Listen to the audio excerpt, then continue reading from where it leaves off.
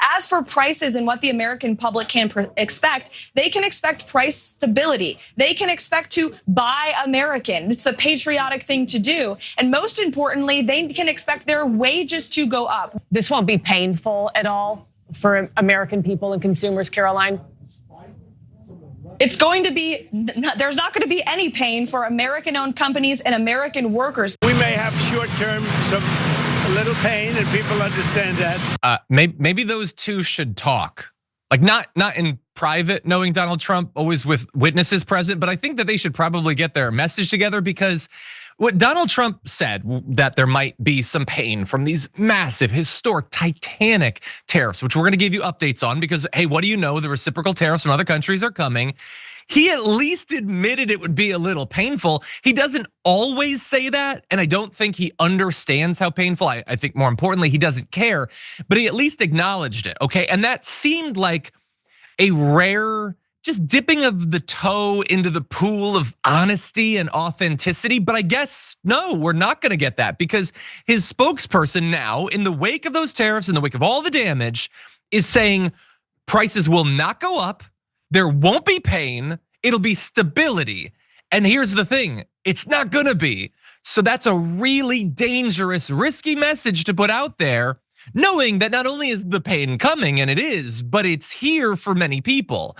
And so we saw immediately the Dow nosedived 1,600 points, the S&P 500 and the NASDAQ, they've dropped the most since 2020, back when he was also president, oddly enough. And I mean, you can see this drop. This is not what the stock market is supposed to look like. And I would remind everyone, especially for the many people who, this is like an indicator of the economy, but obviously most Americans don't have stock. It went down in response to these tariffs after it's been going down for weeks and weeks and weeks. We keep giving you these updates because it keeps going down. And as we said, Scott Bessent went out and he was like, hey, everybody, don't freak out. Don't do any tariffs on us. And we said yesterday, what did we say? That's not realistic at all. They're going to, that's just what always happens. And hey, what do you know? China has retaliated against Trump with a 34% tariff on US goods. And the thing is, look, that's a stupid number. I mean, what is gonna be left of the products we sell to them at that point? But the thing is, it's only as stupid as the number that he just put on them. He did the same thing. Now, both countries have taken positions that are economically, arguably kind of insane and are gonna do massive damage to our trade. But I guess they at least can say they're responding, that they were sort of forced into it in a way that Donald Trump wasn't. He just chose to do it against all of his advisors, Republican, conservative advisors saying, don't do this. And so now the tariffs are here. We're gonna see them for other countries too. By the way, China also added 11 companies to a list of unreliable entities, barring them from doing business in China or with Chinese companies. So we'll have to see how significant that ends up being. But also, they impose stringent limits on exports of certain rare earth elements that are mined almost exclusively in China and are used in everything from electric cars to smart bombs. But we'll be fine. We don't need those. Brett, what do you think? I hate everyone on my side in this. Yeah, well, am I on your side? Do you hate me? No, there's a group of us who I think are coming from it correctly. But like what ends up happening that makes me very frustrated is that like Mitch McConnell voted with us on this. And it's like, there's a lot of free traders, there's a lot of globalizationists in this that are against what I'm not against. I'm not against protectionism. I'm not against strategic tariffs that help either, through the threat of a tariff, get rid of tariffs that help American jobs. Like that's really the only effective approach you could take right now if you're Trump. Because tariffs do two things. The first one is if you threaten a tariff, the other country might go like, all right, here's a tariff that we're doing to penalize you guys. We'll get rid of it. Just don't put that new tariff on because we need to sell goods to you. And if you do that, you instantly see a benefit, right? Immediately, it's just like things are cheaper. Or you're selling more, there's more American-made goods getting sold overseas. Great. But if you use the tariffs the way that Trump does, he's basically saying, he doesn't know what he's doing. The number that he came up with, that big chart, he essentially started with the wrong statistic and cut it in half.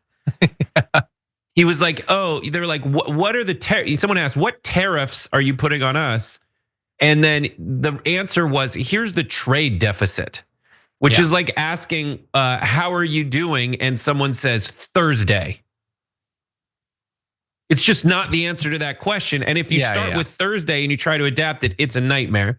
But let's say that he just puts these tariffs in and he does the second thing tariffs are gonna do, which is raise prices on goods made elsewhere so that the companies that have factories overseas bring them to America.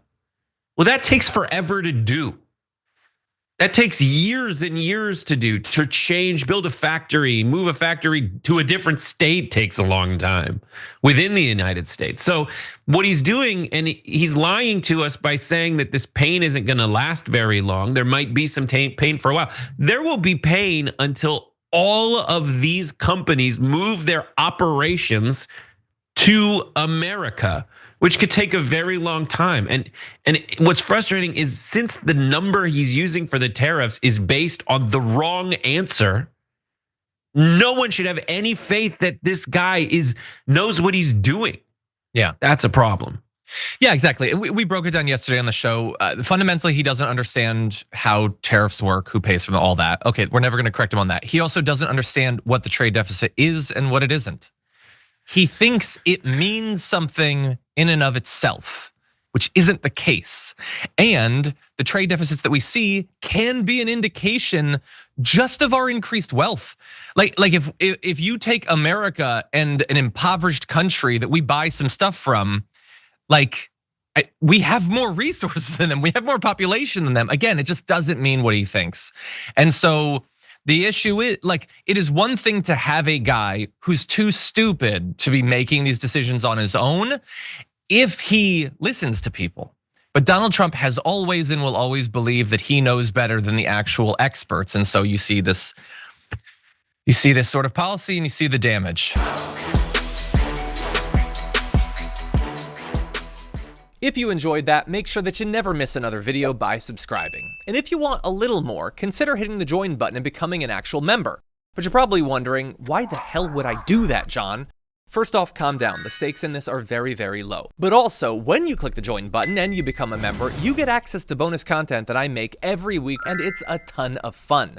You get access to tons of custom emojis and more besides that. By the way, if you join at tier 3, you even get access to a monthly member hangout with myself and other awesome people, and we always have a great time. By the way, you'll get all that going forward, but you also unlock years of the back catalog. That is literally 100 or more bonus clips, top 10 lists, debates, and more.